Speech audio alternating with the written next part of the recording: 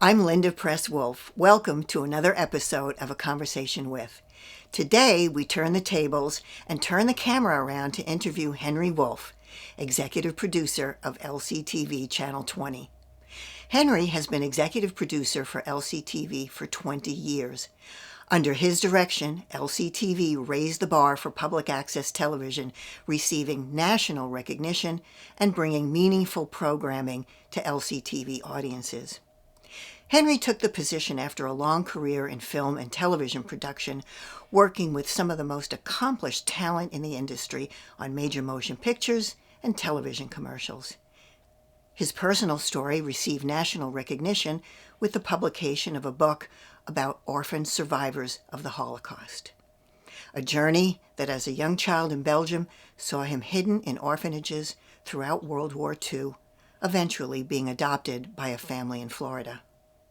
Like many other survivors, Henri is committed to never forget and advocates for all educational programs that seek to end religious bias.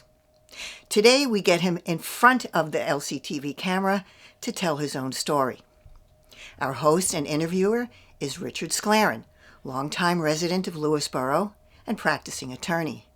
He's active in our community and advocates for his residents as a town board councilman. So I welcome Henri and Richard. Thank you, Linda. Good morning, Henri. Good morning, Rich. Good to be here, and welcome. Thank you. We're here in your home. Thank you for opening your home to us.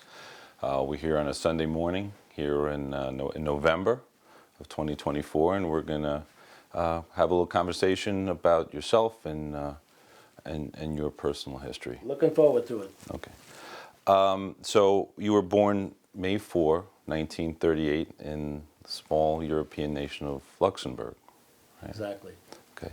And so tell me a little bit about your family, your mother and your father and your sister. Well, my mother's name was Elvira, my father's name was Edmund, and my sister's name was Jacqueline. Okay. And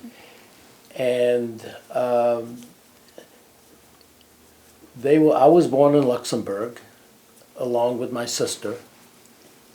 My mother and father emigrated from a border town in Germany to Luxembourg shortly before the war. And my sister was born, and then I was born. My sister was 5 years older than I was.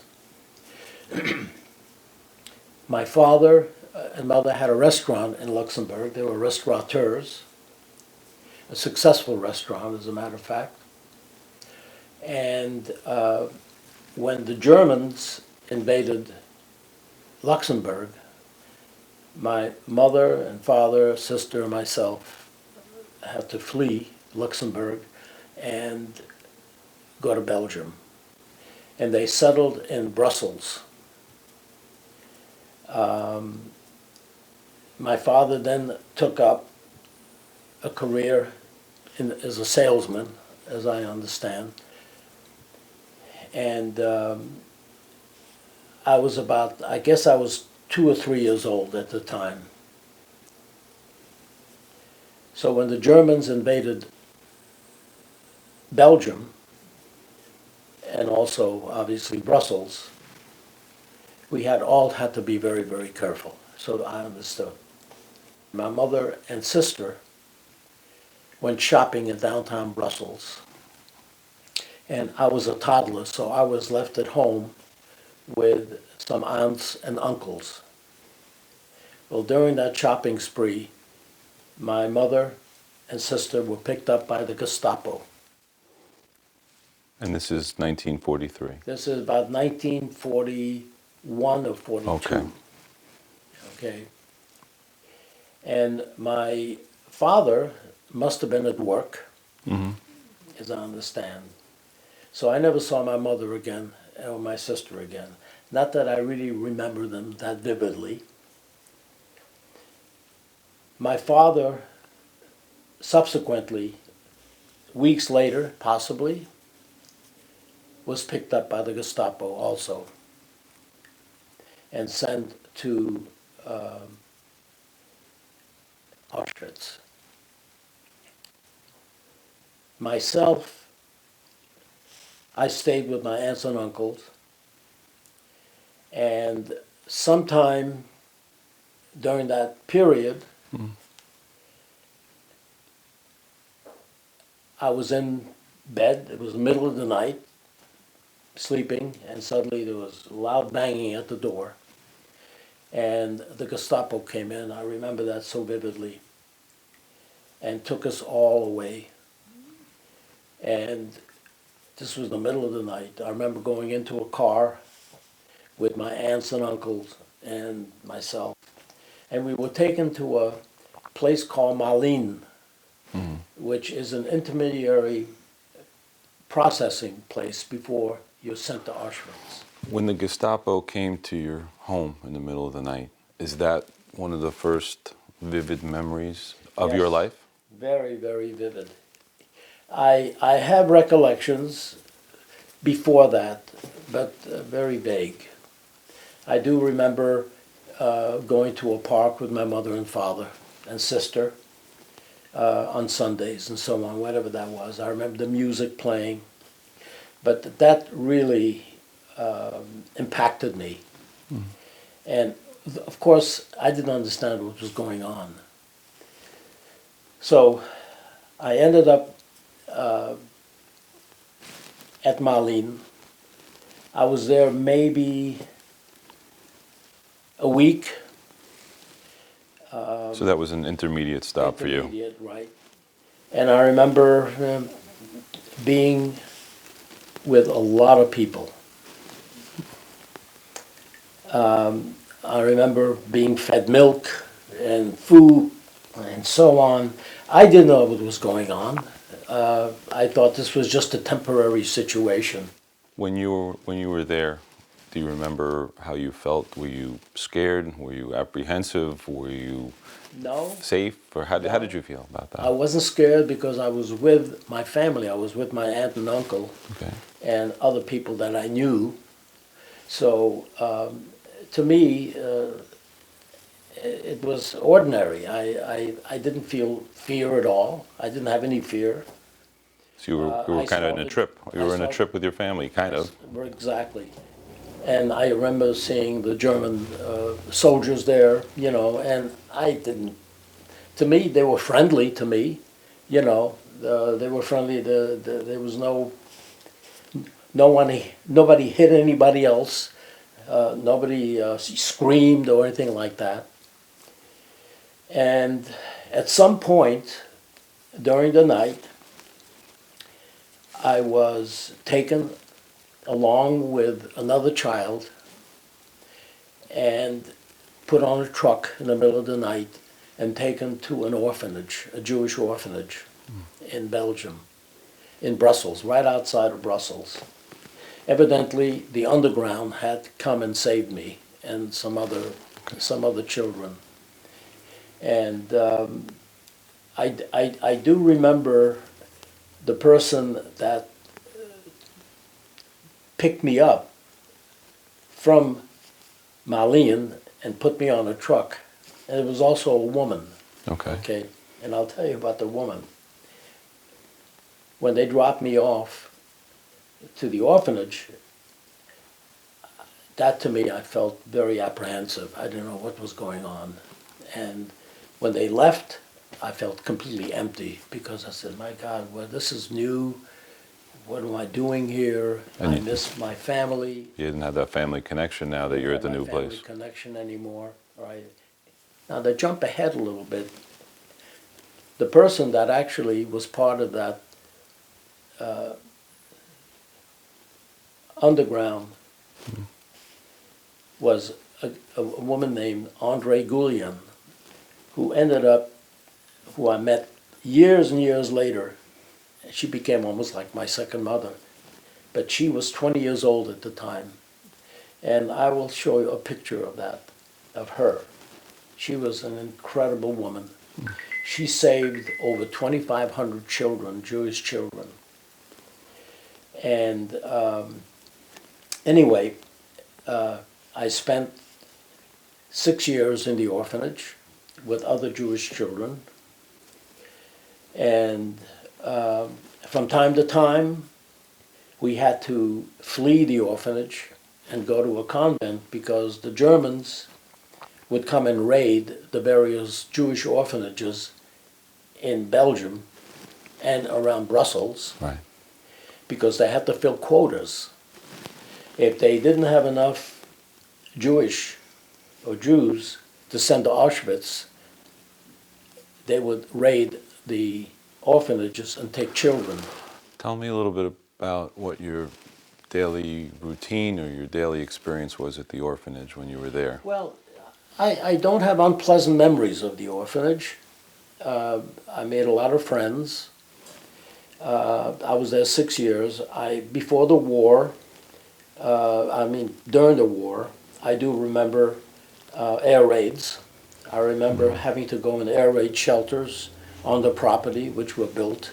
Sometime in the middle of the night, we'd hear planes, and we were awakened and rushed, to these underground air raid shelters. So even though you were so young, you understood that there was a war. I understood that about the Germans, but I didn't know what was going on. Okay, I knew I had to fear them, and it was frightening in that respect. Hearing the bombers up ahead, hearing the bombs drop, that was frightening. How did you communicate with your friends? This is an orphanage, people from different locations. So was language an issue for? No, we all spoke French. We all spoke French. They was all French. Okay.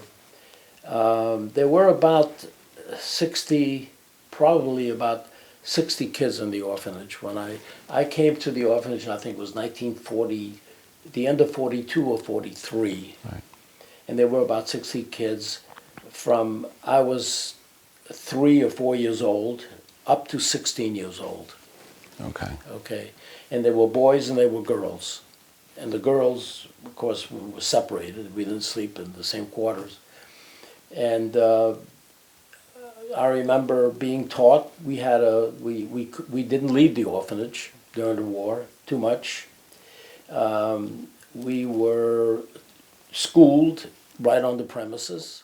I remember very well that we all had to wear Jewish stars, the Jewish star on our capes.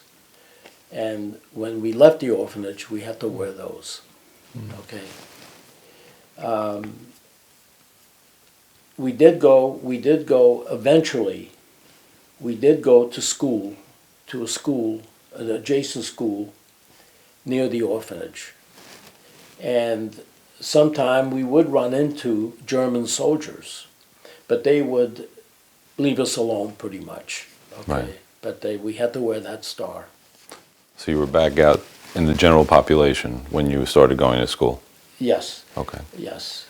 And we were very much maligned. We went to a school, you got to remember there were a lot of Flemish kids also in those schools in those days. As you know, Belgium is separated. There's the southern part of Belgium, which is one thing, and then the northern part of Belgium, which was mostly Flemish. And Flemish culturally how is that, or language, is that different from the rest of Yes. Belgium? The Flemish language is basically Dutch. It's almost like a Dutch. Okay. Okay, and we didn't know this, but the Flemish in Belgium aligned themselves with the Nazis. Okay. Okay, and I do remember the Flemish kids, wearing wooden shoes. That's how you knew they were low end. Mm-hmm. Call them kids of the street. Okay. But they would insult us. They would throw rocks at us. They would call us dirty Jews. All that kind of stuff. We had to go through that stuff. You know, it was terrible. And this lasted pretty much through the war. But I do remember during the Battle of the Bulge, I remember German soldiers going through our backyard. We had a huge backyard, and there was fighting going on. I do remember seeing planes and parachutes, soldiers coming down, hearing gunshots. We'd see German helmets. We saw some dead bodies in the back also. Did anybody explain this to you so you had an understanding of this increased We- military activity, and do you have any idea what this represented? I think they shielded us from that. At least the young kids. Right. Maybe the older kids knew about that and understood, but I was oblivious. I just knew I had to fear, we had to fear Germans. Right. You mentioned that there's a fairly wide range of the kids in the orphanage going, I think you said, up as high as 16. Yes. Did the older kids look after the younger kids, or were there a to supporting role at all? To some extent, but here's the tragedy. A lot of these older kids were taken away and eventually perished. They were arrested and were taken away. They left the younger kids alone, but they took the older kids. Right. Okay. So my life in the orphanage was okay. I was never hungry. We were well taken care of. I don't have unpleasant memories about the orphanage, and I consider myself lucky. Right. You know, to jump ahead,